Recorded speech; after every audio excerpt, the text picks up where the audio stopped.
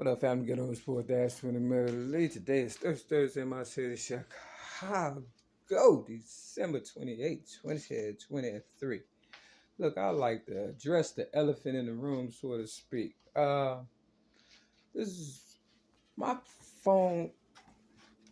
Let's say this 429, my ex-girlfriend, the one of George Jacobs' birthday. But this clock is a little faster than my phone, but quiet as kept is right on time. Now, she and I went to Alcoholics Anonymous, kind of like together or whatever, because I met her before I went to AA, Alcoholics Anonymous, but she never told her story, you understand what I'm saying? And I know people was probably like, who is this girl Mary with? You understand what I'm saying? Secret agent, man. But anyway, let's talk for real, for real. I went to a spirituality meeting December the 23rd of this year, 2023, on a Saturday morning. I got up, got myself together, went to support. You understand what I'm saying? Even though I know my sobriety is on Christmas of 1997, and I knew they wasn't gonna, ask me to speak or anything. I wasn't worried about that. But they probably in their head, this new AA, probably, was trying to make me feel some kind of way or whatever and stuff. And sure enough, they did not let me speak or whatever as far as, give a lead, tell my story. Everybody knows my story. So, I'm not trying to do that anyway. I've done that and service work since, I got to AA in 96, but I took it seriously in 1997 on Christmas, and that's how my, really on Christmas Eve, and that's how my sobriety became, on Christmas. And a lot of people, they wish you well and hope you fail, even in Alcoholics Anonymous. Okay, so, you have to be careful the company you keep. Now, with that said, I was on my way to the meeting. I seen a couple of white guys that I familiarized myself from the meeting, spirituality meeting, Rogers Park, Alanal Club on Greenleaf and Clark. Shout out to my home group, regardless of how you feel about me. They didn't say anything, so I kept going. They was probably just trying to read my demeanor or whatever and stuff so they can, pass it on or whatever. Just, see what kind of attitude I was having or whatever and stuff. And I don't get up early to, start trouble, even though I know people don't like me for whatever reason. Okay, long story short, I was getting close to the, meeting. I seen the guy, Brian, I'm breaking anonymity because, people been breaking minds all along. And if you doing the right thing, Brian, you said out of your mouth that you wanted to be like me. So be like me for real, and be honest with yourself, okay? To thy own self be true. I was walking towards, Greenleaf and Clark to the AA meeting. I saw him come out, going to his car. I didn't care about what car he drove. My mind wasn't even on that. It was just trying to get to the meeting, chill out, and, collect my thoughts. But of course, they set the scene, right? You understand what I'm saying?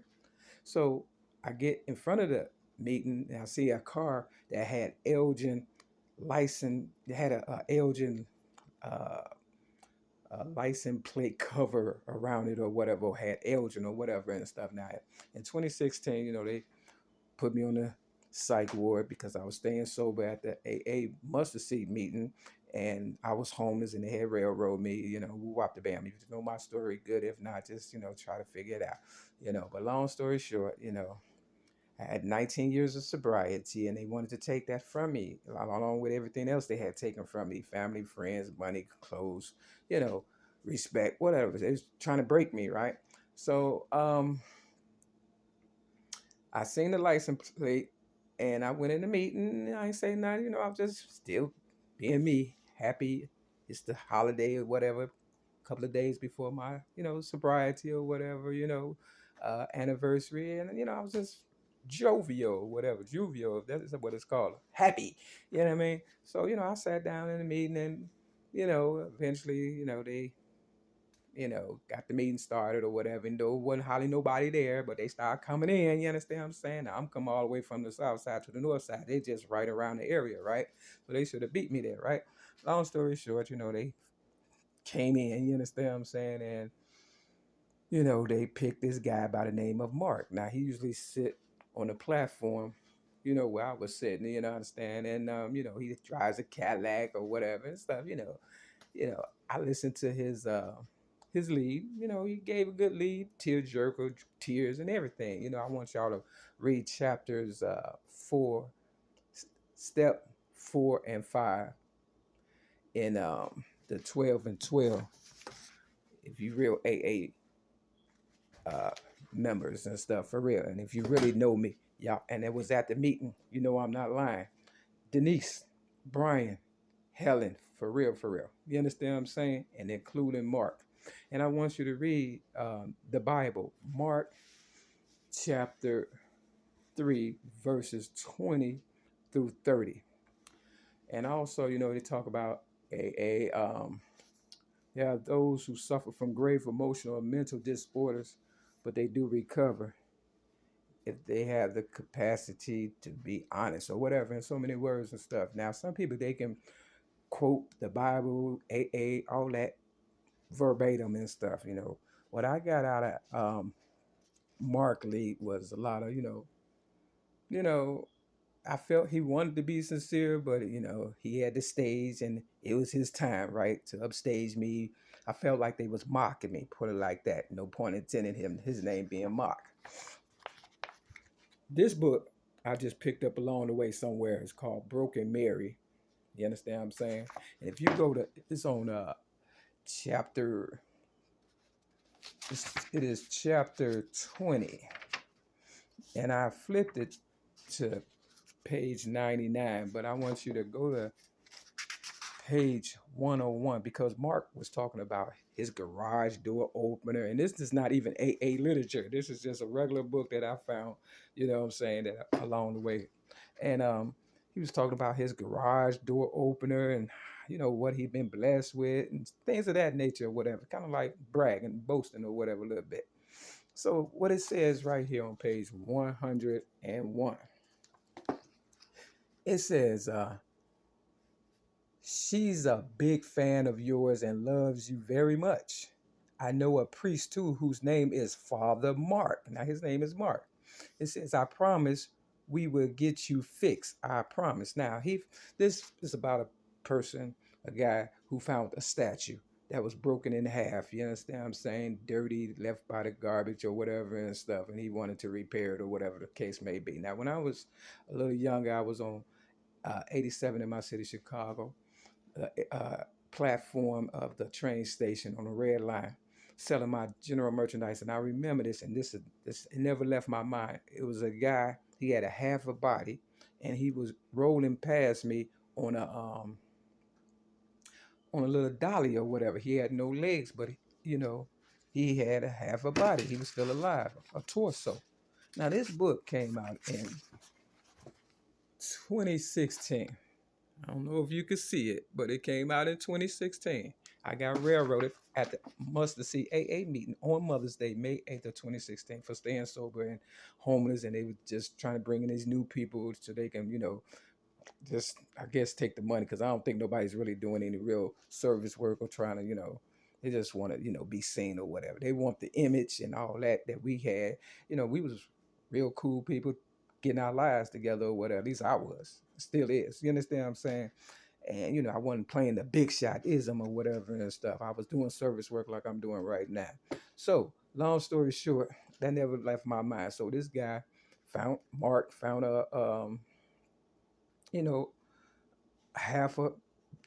I found the statue Mary, in half. You understand what I'm saying? The legs and the upper body, and wanted to put it together or whatever and stuff, clean it up or whatever and stuff. So, but what kills me is, like I said, Mark in AA was talking about his garage door opener, how he never thought he'd have a garage door open and all that and stuff. So when it says, as I drove up to my driveway, I hit the garage door opener, and its sound was the loudest noise I had heard during the trip. You understand what I'm saying? Of him taking, the statue Mary from the alley or wherever he found it to his house or whatever, garage or whatever and stuff. You understand what I'm saying? So, the gift is from God and surprise to kill you. I have this gift of finding things when I need to. It ain't even been a week and I done found the answer. Okay. So yeah, they was trying to mock me for real. But what I got out of his ending, his lead or whatever, Mark, um, that he was able to remember step 10, and where it talked about big shotism and stuff. It says on page 92, and I believe Oprah Winfrey, because she had this she got this what you call series movie or whatever, called sitcom called Greenleaf or whatever and stuff. And the AA meeting is on Greenleaf and Clark in Rogers Park in my city, Chicago. And now, she going after Taraji P. Henson, understand? You notice when she started walking, towards Taraji, y'all seen the video, she was walking with a little swag, a little big shotism, right? She feeling a little superiority over Taraji. So this is basically, this little, what I'm finna read is finna go out to Oprah. It says, now that we've in AA and sober and winning back the esteem of our friends and business associates,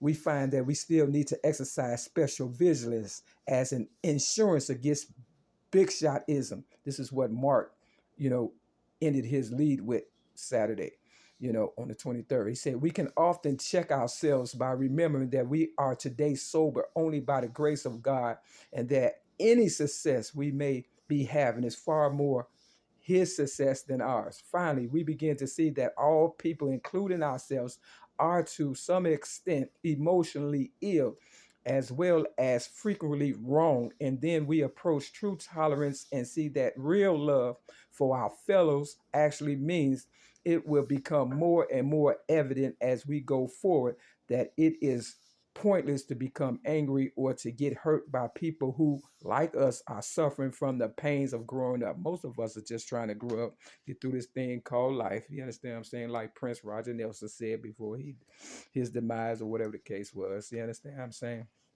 So, Oprah, when you acting like you all that and stuff, and you throwing us real ones under the bus to keep you, relevant or whatever and stuff, you're wrong. You did me wrong and stuff, but that's between you and your higher power. Look, whatever y'all intentions was and stuff, to end this here, real story is because, either you suffer from low self-esteem or you just, you hating on the real one, such as myself. But I try to lead a meeting, okay, after, because usually end at 10 o'clock, but they extended it to 10:15 and stuff. You understand what I'm saying? They keep changing stuff, right?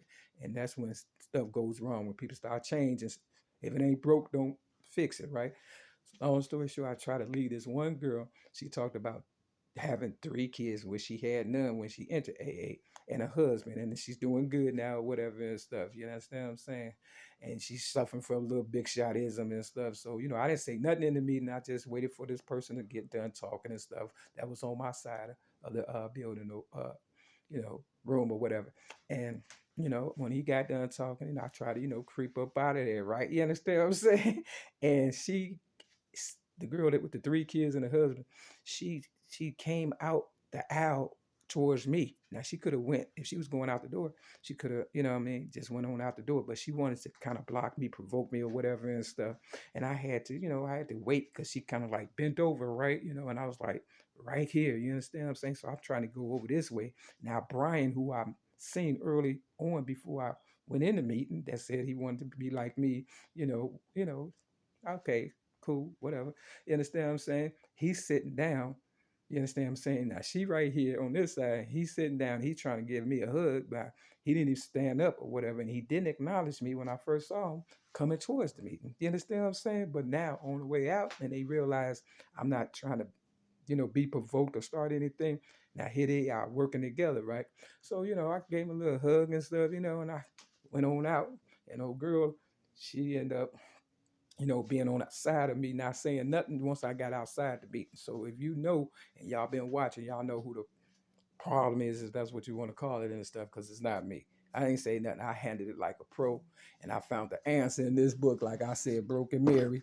You understand what I'm saying? So read it, chapter 20, and, don't forget to read, the Bible, Mark, chapter 3, verse 20 through 30, and 12 and 12, steps 4, 5, and 10, and that'll end all that madness and stuff. This video take forever, probably 3 days for me to upload it. I just got through with another one.